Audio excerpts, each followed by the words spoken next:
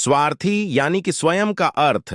जो इंसान स्वयं का अर्थ जानना चाहता है, जो खुद को समझना चाहता है, क्या वो इंसान आपकी नजर में गलत है? हम जब भी किसी को स्वार्थी कहते हैं तो उसका मतलब तो यही होता है कि वो आदमी स्वयं का अर्थ समझना चाहता है। तो फिर वो गलत कैसे हुआ? स्वार्थी शब्द दुनिया की नजर में, समाज की नजर में एक अलग ही नजरिए से समझा जाता है। अक्सर हम अपने आसपास ऐसे बहुत से लोगों को देखते हैं जो स्वभाव से बहुत अच्छे प्रतीत होते हैं, यानी कि सब लोगों की मदद करते हैं, सबसे अच्छा व्यवहार रखते हैं। लेकिन इसके साथ हमने ये भी देखा होगा कि ऐसे लोग जो स्वभाव के अच्छे होते हैं, दूसरों की मदद करते हैं, वो दुखी भी ज्यादा रहते हैं। और जो लोग स्वार्थी होते हैं वो फलते फूलते चले जाते हैं। तो ऐसे में परमात्मा की सत्ता पर उंगली उठाना निश्चित है। लेकिन अगर ये सत्य है तो हमें कौन सा मार्ग अपनाना चाहिए? क्या हम भी दूसरों के जैसे बन जाए? उसमें आपको 5 ऐसे तरीके पता चलेंगे जिसके माध्यम से अगर आप कर्म करते हैं तो आप अच्छे कर्म भी कर पाएंगे और दुखी भी नहीं होंगे। एक गांव में आनंद नाम का एक युवक रहता था। उसका भरा पूरा परिवार था।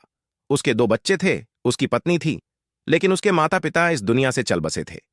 इसीलिए पूरे परिवार की जिम्मेदारी उसी के कंधों पर थी। बच्चे अपनी पढ़ाई करते थे और उसकी पत्नी अपने घर गृहस्थी के कामों के साथ गाय, भैंस, बकरी इत्यादि का दूध बेचकर अपना घर चलती थी। और आनंद पहाड़ में पत्थर तोड़ने का काम करता था। बहुत ही मेहनत भरा काम था। पूरे दिन काम करता तो रात को थक कर घर पर वापस लौटता। लेकिन इतनी मेहनत करने के बाद भी अगर आनंद को गांव का कोई भी आदमी मदद के लिए बुलाता तो आनंद कभी भी मना नहीं करता था। उसके जीवन का एक ही सिद्धांत था। पता नहीं आप में से कितने लोग ये मानते हैं कि अच्छे लोग जीवन में बहुत दुखी रहते हैं, लेकिन इसके पीछे का सत्य क्या है? अगर हम इसके पीछे का सत्य नहीं जानेंगे, नहीं पहचानेंगे, तो कहीं ना कहीं हमारा अवचेतन मन भी बुराई की तरफ झुक जाएगा। इसीलिए अपने मन में ऐसे विचार पनपने से पहले इस बात की पूरी सच्चाई, पूरा निष्कर्ष निकाल लें, ताकि भविष्य में आपको अपने अच्छे होने पे पश्चाताप ना हो, दुख ना हो। आज की जो बौद्ध कहानी मैं आपको सुनाने वाला हूं, अगर मैं दूसरों की मदद करूंगा तो परमात्मा मेरा साथ देंगे, परमात्मा मेरे साथ कुछ बुरा नहीं होने देंगे। आनंद अपने इस सिद्धांत का पालन बहुत ही कड़ाई के साथ करता था।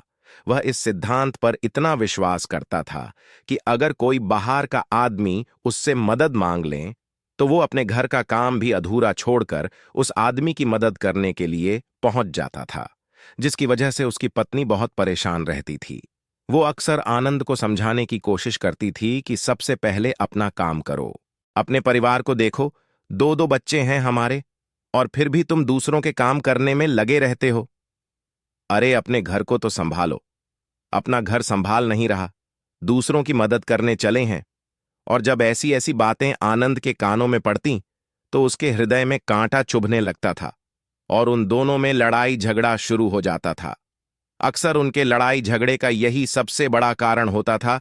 लेकिन ना तो आनंद अपने आप को बदल पाया और ना ही उसकी पत्नी ने उसको समझाना कभी बंद किया। इसी वजह से आए दिन उनके घर में क्लेश होता रहता था।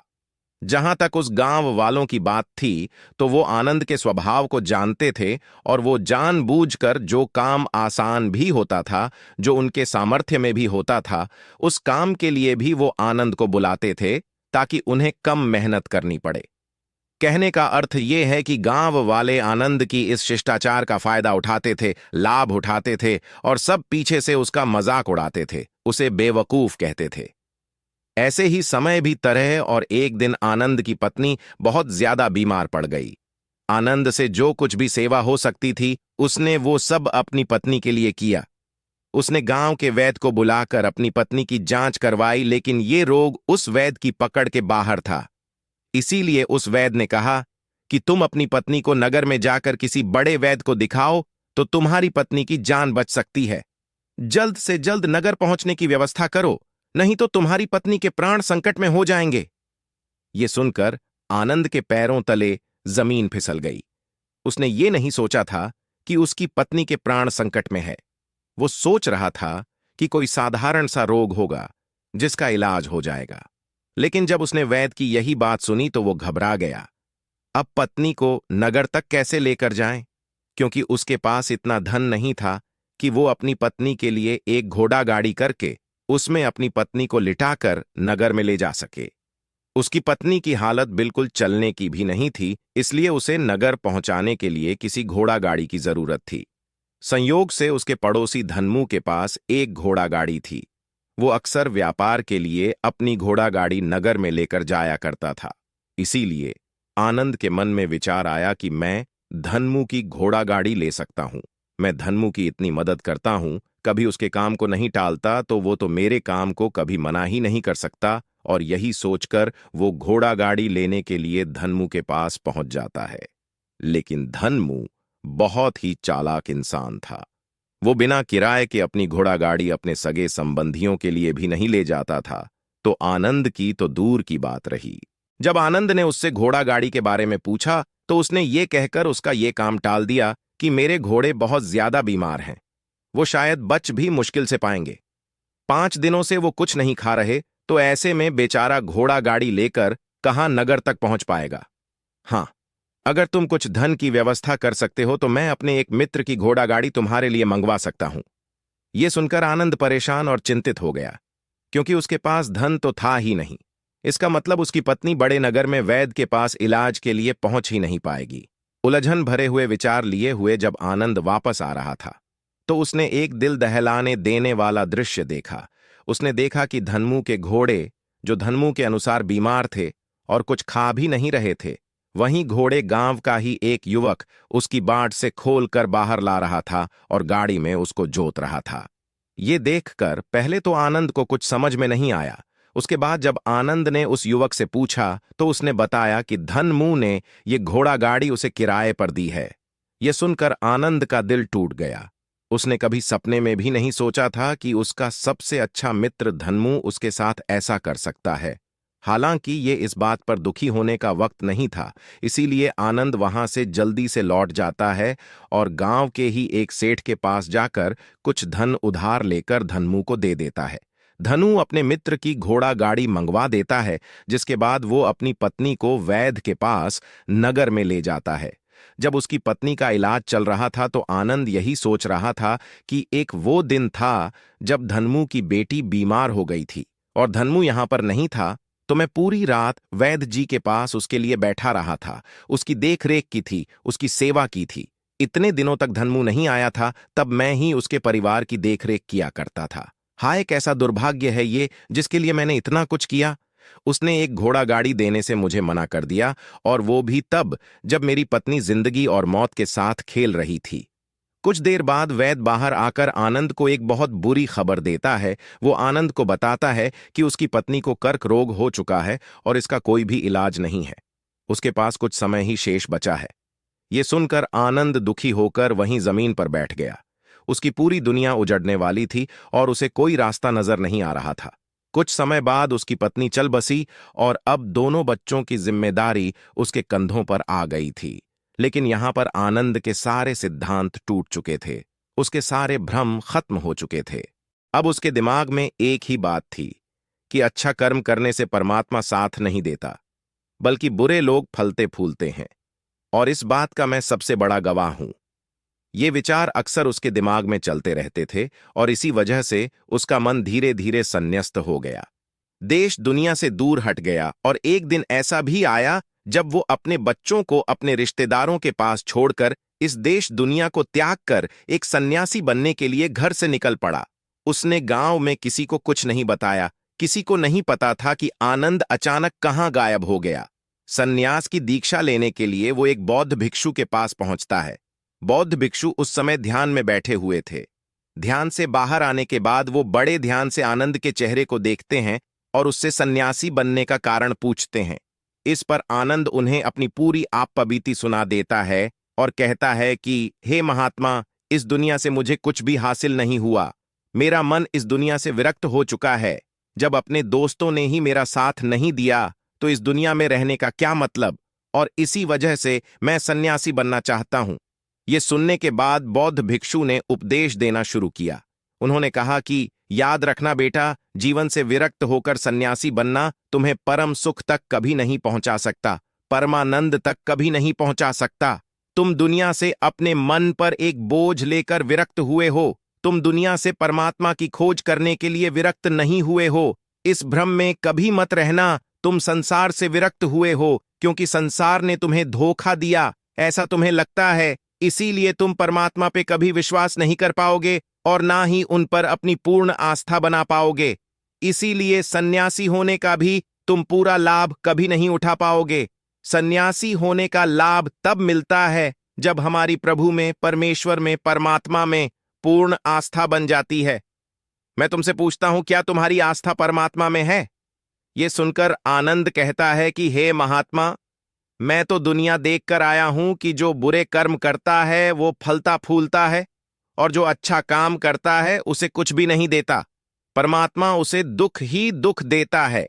इसीलिए मैं परमात्मा पर अपनी पूर्ण आस्था कैसे बना सकता हूं? यह सुनकर उस बौद्ध भिक्षु ने कहा कि यही तो मैं तुम्हें समझाना चाहता हूं कि तुम पूरी ऊर्जा अपनी सन्यासी जीवन में लगाओ और उसके बाद भी तुम्हें फल प्राप्त ना हो तो तुम्हें कैसा लगेगा। इसीलिए किसी की भी मदद करने के लिए मैं 5 सिद्धांत तुम्हें बताता हूं। ये 5 सिद्धांत समझकर संसार में वापस लौटे जाओ और संसार में एक ग्रस्त जीवन जियो।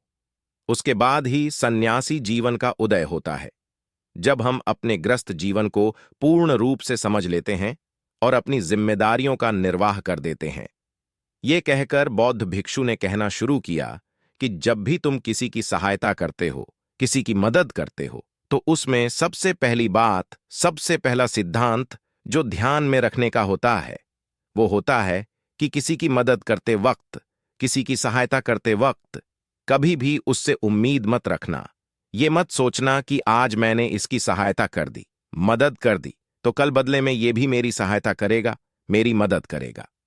अगर तुम ऐसा सोचोगे तो तुम्हें जीवन में दुखों का सामना करना ही पड़ेगा, क्योंकि एक नहीं तो दूसरा, या दूसरा नहीं तो तीसरा, कोई ना कोई तुम्हारी उम्मीद जरूर तोड़ेगा। और वास्तविकता में वो मदद या वो सहायता नहीं होती है, वो हमारे लालच का ही एक रूप होता है। हम उसकी सहायता या मदद निर्भर तरीके से नहीं कर रहे हैं। हमारे मन में लालच का भाव है तो कल ये मेरा भी मदद करेगा, और यही लालच हमें अक्सर उन लोगों की मदद करने पर विवश करता है जो किसी न किसी रूप में धनवान होते हैं, क्योंकि हमें लगता है कि कल ये आदमी धन के द्वारा मेरी मदद कर सकता है। और इसीलिए जिस इंसान को वास्तविकता में मदद की आवश्यकता है, हो सकता है वो गरीब हो, लेकिन हमारा मन अपने लालच के वशीभूत होकर उसकी मदद कभी नहीं करेगा। इसीलिए किसी की मदद और किसी की सहायता करने के अपने विचार को विस्तार दो। केवल एक प्रकार के वर्ग के लिए अपनी सहायता या अपनी मदद पेश मत करना, उन सब के लिए समान होनी चाहिए। जरा सोचो, एक तरफ तुम्हारा मित्र हो जिसके पास धन है, संपदा है, और दूसरी तरह कोई गरीब औरत हो जो भूखी बैठी हुई है। तुम्हारा दोस्त तुमसे कहता है कि यार, आज तो खाने के लिए अच्छे अच्छे पकवान मंगवा लो बाजार से, और दूसरी तरफ वो औरत तुमसे 2 सूखी रोटी मांग रही है, तो तुम किसकी मदद करोगे? कौन मदद का हकदार सबसे पहले है? सबसे पहले हमारा कर्तव्य बनता है कि उस औरत की भूख मिटाए, लेकिन अक्सर इंसान ऐसे नहीं सोचता। वो अपने दोस्त को तो खिला देगा, उसको तो बाजार से बहुत महंगी वस्तु मांगा के दे देगा, लेकिन किसी गरीब को उसकी भूख मिटाने के लिए पैसा या धन नहीं देगा। दूसरी बात जो ख्याल में रखने की है वो ये कि सहायता करते वक्त हमारा लालच कभी भी उसके साथ नहीं जुड़ना चाहिए। अक्सर हम जब किसी की मदद करते हैं तो हमारा लालच और हमारा स्वार्थी उसके साथ जुड़ा होता है, और हम अपनी भविष्य की योजना तैयार करके उस आदमी की मदद करते हैं। हम ये सोचते हैं कि अगर मैं इसका ये काम करूंगा तो भविष्य में ये आदमी मेरा वो काम पूरा कर देगा, और वो सहायता, वो मदद बिल्कुल भी परमात्मा के द्वार को नहीं खटखटाती, क्योंकि वो लालच है। जाहिर है आप अपने आप को धोखा देने के लिए अपने लालच को एक सहायता, एक मदद का रूप दे रहे हैं। तीसरी बात जो ख्याल रखने की है वो ये कि अपने सामर्थ्य के हिसाब से दूसरे की मदद करो। कभी भी एक ग्रस्त आदमी को किसी की इतनी सहायता नहीं करनी चाहिए जिससे कि उसका परिवार और उसके बच्चे कष्ट में जीवन बिताएं। सबसे पहला फर्ज हमारा होता है अपने परिवार को सुखी रखना, उनकी जरूरतें पूरी करना, और उसके बाद दूसरों की मदद करना आता है। लेकिन कुछ लोग दूसरों की मदद पहले करते हैं और अपने परिवार को तवज्जो कम देते हैं, जिससे कि परिवार में लड़ाई झगड़े आए दिन पनपते रहते हैं और ये सब हम समाज में देखते रहते हैं, अपने आसपास। अगली बार जो ख्याल में रखने की होती है वो ये कि अपना कर्म, अपनी जिम्मेदारियां पहले निभानी होती है। हम अपना कर्म, अपना काम छोड़कर पहले दूसरों की मदद करने के लिए चले जाते हैं, और जब दूसरा बदले में हमारी मदद नहीं करता तो हमारा दिल दुखी हो जाता है।